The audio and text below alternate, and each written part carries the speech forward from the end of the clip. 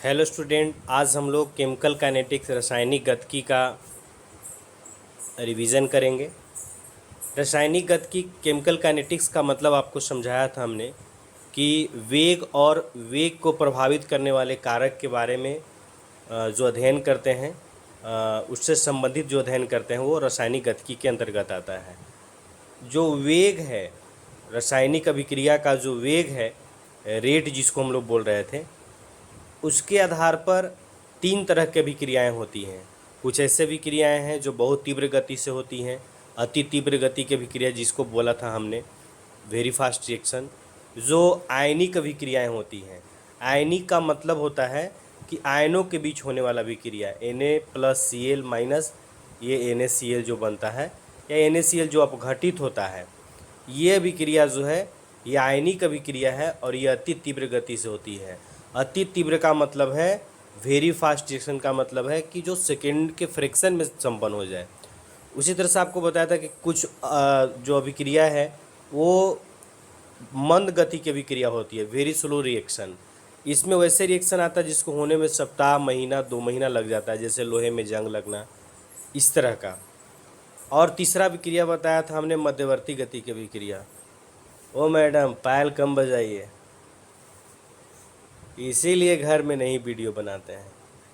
Video बनाते हैं तो यहाँ पायल आएगा तो कभी आवाज़ आएगा, इसीलिए आपको चेहरा नहीं दिखा रहे हैं। चेहरा दिखाने के बाद पता चलेगा क्या क्या होता है। तो वेग के आधार पर तीन तरह की अभिक्रियाएँ थी। मध्यवर्ती गति की अभिक्रिया तीसरा, जो मॉडरेट गति से होता है, सेकेंड मिनट में संपन्न होता है, उसको बोलते हैं हम लोग आणविक अभिक्रिया, अणुओं के बीच होने वाली अभिक्रिया। और इसी अभिक्रिया के बारे में हम लोग को पूरे चैप्टर में पढ़ना होता है, इस चैप्टर में पढ़ना है। अब हम लोग वेग पर आते हैं कि अभिक्रिया वेग का मतलब क्या है, रेट ऑफ रिएक्शन का मतलब क्या है, अभिक्रिया वेग का मतलब। अभिक्रिया वेग, अब सब चीज़ लिखेंगे तो बहुत ज़्यादा टाइम लगेगा, इसीलिए सिर्फ हम बोलेंगे कि क्वेश्चन किस किस पोर्शन से आएगा, क्या क्या टॉपिक होगा। अभिक्रिया वेग जो हम लोग पढ़े थे, रेट ऑफ रिएक्शन, जिसको आर से हम लोग बार बार डिनोट कर रहे थे, उसका मतलब बताया थे कि सांद्रता में परिवर्तन, ये सांद्रता है, बड़ा ब्रैकेट भी इसको लिख देते हैं केवल तो सांद्रता हो जाता है। परिवर्तन को डेल्टा से, और परिवर्तन में लगा समय। जब अभिक्रिया होता है तो अभिक्रिया के दौरान अभिकारक का सांद्रता घटता है और उत्पाद का सांद्रता बढ़ता है। तो ये जो अभिकारक या उत्पाद के सांद्रता में कमी वृद्धि अर्थात जो परिवर्तन हो रहा है, इसी परिवर्तन के दर को, जो परिवर्तन होने में समय लग रहा है, इसको हम लोग क्या बोलते हैं, अभिक्रिया वेग बोलते हैं। तो आपको क्वेश्चन अभिक्रिया वेग से हो सकता है, इसका सांद्रता का मोल प्रति लीटर होता है, इकाई मोल प्रति लीटर होता है, और ये टाइम है तो इसका समय होगा। तो मोल प्रति लीटर प्रति सेकेंड हो गया इसका इकाई। मतलब आपको अभिक्रिया वेग से ये पूछा जा सकता है, इकाई इसका क्या होता है, फार्मूला क्या होता है।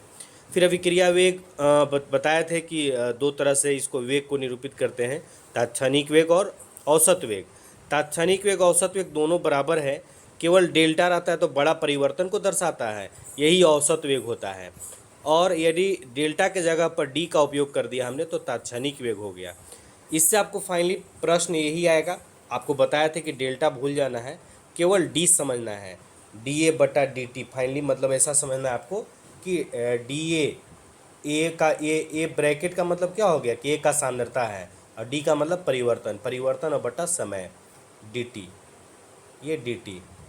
अभिकारक के लिए लिखते थे तो माइनस लगा देते थे, क्यों लगाते थे, बहुत मतलब आसानी से आपको हमने समझा दिया था कि क्यों माइनस लगाते हैं। क्यों अभिकारक में केवल लगाते हैं, क्योंकि अभिकारक का सांद्रता समय के साथ घटता है, तो फाइनल माइनस इनिशियल करते हैं तो वो माइनस आता है, उस माइनस को हटाने के लिए अलग से माइनस लगा देते हैं। इसके बाद आपको समझना था कि किसी अभिक्रिया का जो वेग है वो हम अभिकारक के सापेक्ष भी लिख सकते हैं, किसी अभिकारक के सापेक्ष या किसी उत्पाद के सापेक्ष। बस अंतर ये होगा कि अभिक्रिया का जब वेग लिखेंगे अभिकारक के सापेक्ष तो बोलना होगा कि अभिकारक के विलुप्त होने का दर, समाप्त होने का दर जो होगा वो अभिक्रिया वेग होगा, या अभिक्रिया वेग वो भी होगा जो उत्पाद के बनने का दर होगा, वो भी अभिक्रिया वेग होगा। और आपको बताया था कि ये संबंध जो है वो स्टोइचोमेट्रिक गुणांक से भाजित अभिकारक या उत्पाद के सांद्रता में परिवर्तन के बराबर होता है। उसके लिए आपको हमने एक फार्मूला बताया था अभिक्रिया वेग बराबर, और उसका यूज बार बार होगा, उससे न्यूमेरिकल आपको पूछा जा सकता है। इसके बाद हमने आपको लोमा बताया था।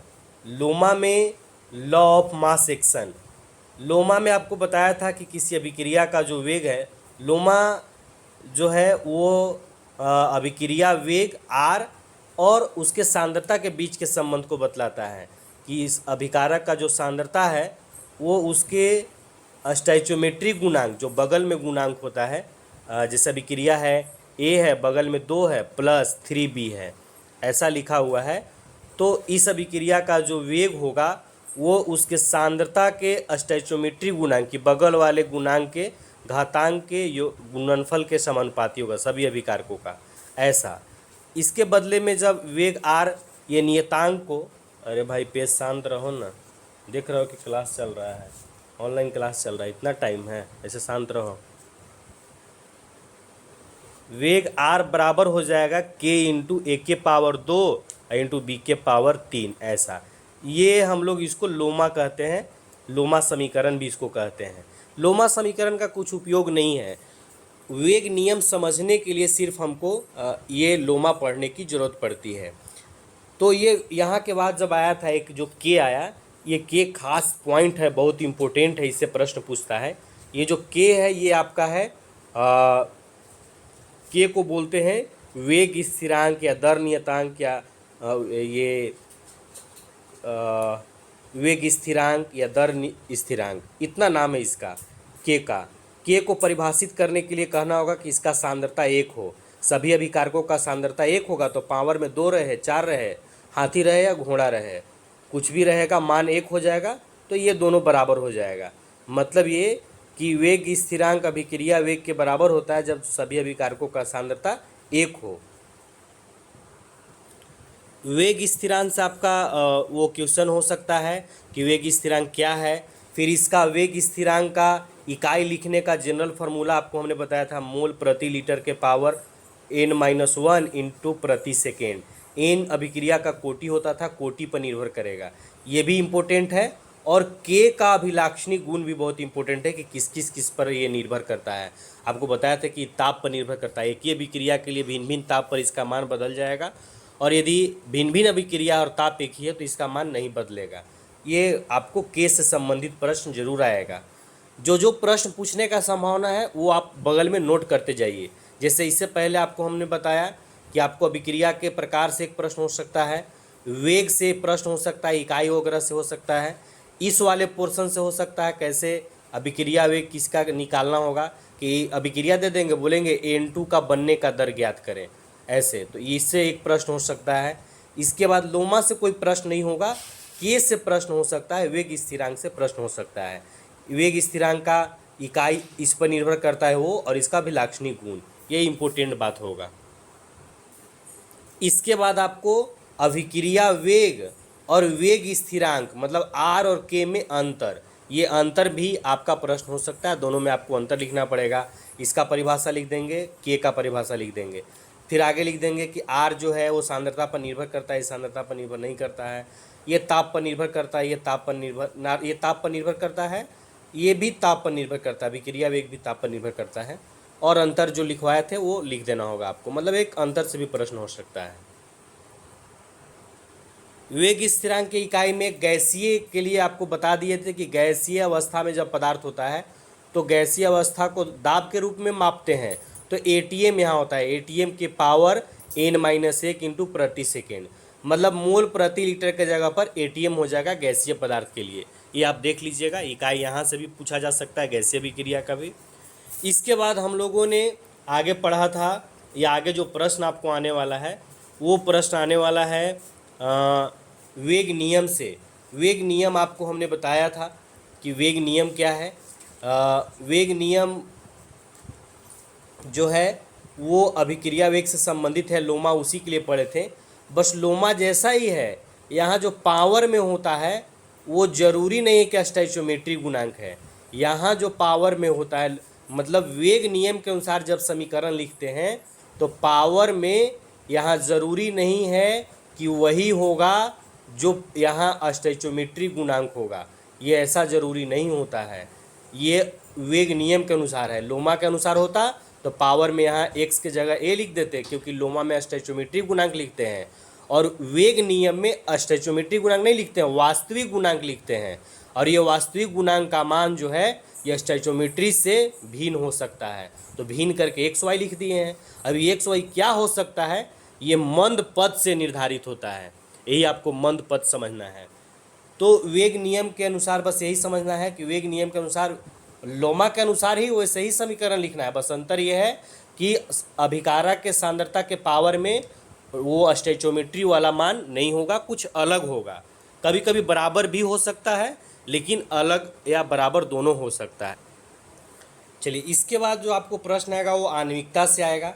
आपको आणविकता के बारे में बताए थे कि N2+H2 है, तो अभिकारक का जो गुणनफल होता है, अभिकारक अणुओं के गुणनफल के योगफल को आणविकता कहते हैं।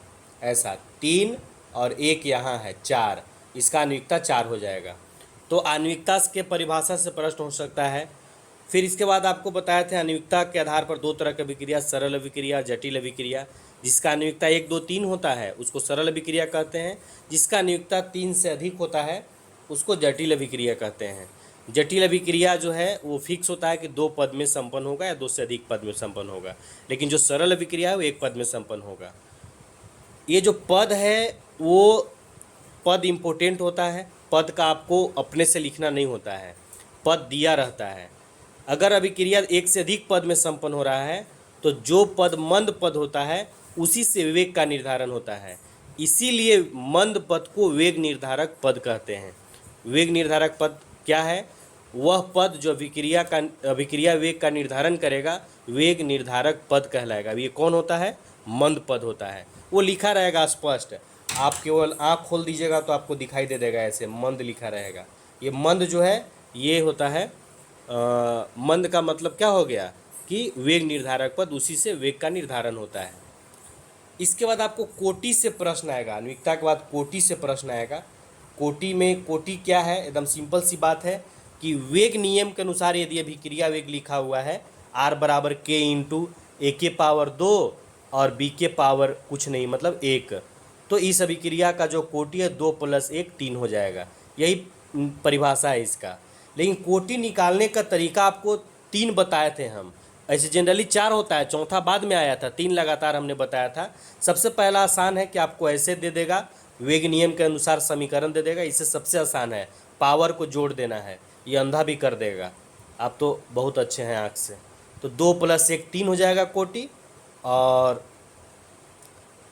दूसरा तरीका है कि पद दे देगा, तो वो भी अंधे जैसा ही है, मंद पद और तीव्र पद ऐसे लिखा रहेगा। तो जो मंद पद में अभिकारक का गुणांक आएगा, मान लीजिए ए का गुणांक कुछ नहीं है मतलब 1 है, और बी का गुणांक 2 है, तो मंद पद में 2 और 1 3 है, तो कोटि 3 हो जाएगा। और तीसरा एक आंकड़ा वाला बताए थे कि ए का अभिक्रिया 2 गुना हो जाता है, जिससे आपको ये असाइनमेंट में भी हमने बताया था कि ए का अभिक्रिया ए का सांद्रता 2 गुना करने पर अभिक्रिया वेग 4 गुना हो जाता है। ऐसे आंकड़ा के हिसाब से डाटा के टेबल वाला प्रश्न से इससे कोटि निर्धारण होता है। और चौथा तरीका है कि आप इससे भी कोटि का निर्धारण कर सकते हैं, ग्राफ से। ग्राफ भी बतलाएगा कि किस कोटि का अभिक्रिया है। तो कोटि का निर्धारण ये 4 तरीका है। कोटि से आपको प्रश्न होगा। एक खास बात, कोटि से एक प्रश्न आपको ये भी हो सकता है कि कुछ कोटि को याद करना पड़ेगा। जैसे आपको बताए थे कि जो हैलोजन वाला अभिक्रिया है वो जनरली 0 कोटि का होता है। इसके बाद जितने भी रेडियो सक्रिय अभिक्रिया है वो प्रथम कोटि का होता है। कुछ द्वितीय कोटि का भी उदाहरण हम आपको दिए थे, 1-2 उदाहरण आपको याद करना पड़ेगा। इसके बाद आपको समाकलित वेग समीकरण बताए थे 0 कोटि के लिए और प्रथम कोटि के लिए। 0 प्रथम कोटि के लिए समाकलित वेग समीकरण से 4 प्रश्न हो सकते हैं। पहला, दोनों निकालने के लिए जो बार बार बोल रहे थे कि 5 नंबर का प्रश्न होता है, 0 कोटि के लिए समाकलित वेग समीकरण प्राप्त करें, के बराबर जो आता था A0/2K ऐसा, या जो इसका अर्ध आयु, इसका गुण में जब अर्ध आयु का फॉर्मूला। इसी तरह से प्रथम कोटि के लिए आपको समकलित वेग समीकरण देंगे, दोनों में से एक फिक्स है कि देंगे आपको, 5 नंबर फिक्स है कि आना ही आना है, शून्य कोटि के लिए या प्रथम कोटि के लिए समकलित वेग समीकरण प्राप्त करें। जैसे इसके लिए था प्रथम कोटि के लिए कि 2.303 लॉग ए नोट बटा ए टी, अब पूरा के बटा में टी, ऐसे इसका प्रथम कोटि का अर्धायु से भी न्यूमेरिकल हो सकता है। पहला तो आप समझिए कि 5 नंबर का प्रश्न ये दोनों से होगा कि दोनों के लिए, दोनों में से किसी एक के लिए समकलित एक समीकरण प्राप्त करें। जो फॉर्मूला आता है उस फॉर्मूला में से आपको एक फार्मूला, ये तो फार्मूला सिद्ध कर देना है, मतलब समकलित एक समीकरण हो जाएगा। फिर दोनों के लिए टी हाफ का फार्मूला याद करना पड़ेगा, ठीक है, 0.693 बटा के ऐसा, तो दोनों के लिए टी हाफ आपको याद करना है भाई, तो टी हाफ का फार्मूला है के, ये दूसरा आता है। तो 5 नंबर का प्रश्न आपको यहाँ से होगा, या 5 नंबर का प्रश्न इसके इस सूत्र से न्यूमेरिकल से हो सकता है, या न्यूमेरिकल टी हाफ से 2 नंबर में भी हो सकता है। ये 4 फार्मूला आपको हर हाल में याद करना है जो न्यूमेरिकल पोर्शन का होगा, हर हाल में न्यूमेरिकल दिया। इसके बाद हम लोगों ने टक्कर सिद्धांत पढ़ा था। टक्कर सिद्धांत से वो कोई प्रश्न तो ज़्यादा नहीं आएगा, लेकिन टक्कर सिद्धांत आपको बताया था कि टक्कर होता है तो सभी टक्कर से उत्पाद नहीं बनता है, सिर्फ प्रभावी टक्कर से होता है। अब प्रभावी टक्कर होने के लिए, और जल्दी जल्दी बोलने के चक्कर में शब्द फिसल जा रहा है, वीडियो का टाइम लंबा होते जा रहा है, इसीलिए जल्दी जल्दी बोल रहे हैं। ध्यान से सुनना है, बार बार आपको धीरे धीरे करके सुनना है, ठीक है, रोक रोक के आपको बार बार सुनना पड़ेगा। तो टक्कर सिद्धांत जो है उसमें आपको हमने बताया था कि प्रभावी टक्कर होने के लिए ज़रूरी है, 2 शर्त है। पहला ये कि एक न्यूनतम ऊर्जा होना चाहिए अभिकारक अणु के पास, उस न्यूनतम ऊर्जा को देहली ऊर्जा कहते हैं, तो देहली ऊर्जा का परिभाषा आपको याद रखना है। इसके बाद वहाँ से प्रश्न देहली ऊर्जा से ही आ सकता है। इसके बाद आगे टॉपिक था सक्रियण ऊर्जा का। सक्रियण ऊर्जा क्या है, तो देहली ऊर्जा के बराबर करने के लिए, जिसका ऊर्जा पहले से देहली ऊर्जा नहीं है, उससे कम है, तो देहली ऊर्जा के बराबर करने के लिए यदि किसी को ऊर्जा दे रहे हैं बाहर से, तो उसी बाहर से दिए जाने वाले अतिरिक्त ऊर्जा को सक्रियण ऊर्जा कहते हैं। सक्रियण ऊर्जा का परिभाषा वगैरह से प्रश्न आ सकता है, उसके आधार पर क्रिया विधि था उससे प्रश्न हो सकता है, ठीक है, ये सक्रियण ऊर्जा से संबंधित हो गया। इसके बाद ऊष्माक्षेपी ऊष्माशोषी वाला ग्राफ देख लीजिएगा आप, और आर्हेनियस समीकरण जरूर याद रखना है। आर्हेनियस समीकरण जो था के बराबर ए इंटू ए, क्या था समीकरण, के बराबर ए इंटू ई के पावर माइनस ई ए बटा आर टी, ये आर्हेनियस समीकरण है। इसी समीकरण को आगे हमने बढ़ा करके एक नया फार्मूला डिराइव किया था, इस पर भी न्यूमेरिकल होता है, लेकिन ये इसमें एग्जाम में नहीं पूछता है, हम भी टेस्ट में नहीं देंगे, लेकिन आपको आर्हेनियस समीकरण समझना जरूर है। सक्रियण ऊर्जा भी इंपॉर्टेंट है, इससे भी प्रश्न पूछा जा सकता है। और ऊष्माक्षेपी ऊष्माशोषी वाला जरूर आप देखिएगा, ग्राफ जो बताए थे आपको वो इम्पोर्टेंट है, वो इम्पोर्टेंट पोर्शन। और लास्ट में हमने आपको बताया था कि अभिक्रिया वेग को प्रभावित करने वाले कारक, उसमें आपको मेन एक ग्राफ बताए थे उत्प्रेरक वाला, वो इम्पोर्टेंट थोड़ा सा होता है कि कैसे कैसे वो घटता बढ़ता है, उत्प्रेरक के प्रभाव से अभिक्रिया कैसे कैसे घट बढ़ जाता है। ये 3 तरह का था। बिना उत्प्रेरक के प्रभाव का, ऋणात्मक उत्प्रेरक आने से अभिक्रिया का वेग बढ़ जाता है, धनात्मक आने से ही घट जाता है, नीचे से जल्दी से उत्पाद बन जाता है, ये वाला। तो अभिक्रिया वेग को प्रभावित करने वाले कारक, ये भी इम्पोर्टेंट प्रश्न है, ये भी पूछा जा सकता है। तो क्या क्या प्रश्न से हम वो क्वेश्चन, कौन पोर्शन से प्रश्न तैयार कर सकते हैं, वो बतला दिया आपको केमिकल काइनेटिक्स का। इलेक्ट्रोकेमिस्ट्री का भी प्रयास करेंगे कि एक वीडियो डाल दें। आप इतना अच्छे तरीके से जो टॉपिक पर जोर दिए हैं वो बार बार उसको पढ़िए और टेस्ट दीजिए।